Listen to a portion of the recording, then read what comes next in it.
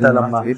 لما تغلط نفس الغلطة 3 4 مرات في غلطة العقود دي، برافو عليك، برافو عليك. في حاجة مره غلط اتنين ما كمان. تعرفش تنسحب قرار، ما دي كارثه برضه.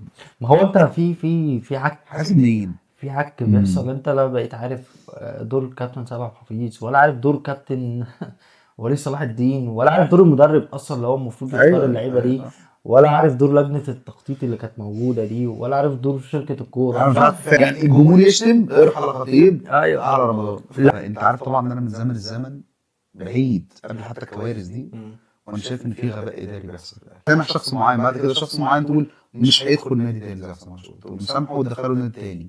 بعد كده شخص تاني غلط، لا والله لازم يدخل بجد، بعد كده اروح اعين له محامي، بعد كده دي خطوه حلوه منك، لا بعد كده الاقيه مش عارف في تمرين ناس منزله صوره بتيشيرت نادي الزمالك بيتمرن في الجيم ومش عارف ايه رمضان.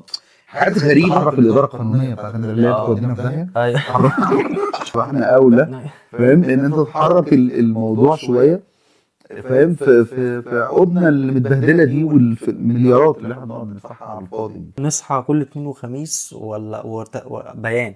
طب هو من امتى يا جدعان؟ في الدنيا دلوقتي بقت عم مكشوف جدا. يعني انت لما تجيب صفقة وتبوظ ويبقى فيها شبهة، فهي باينة جدا.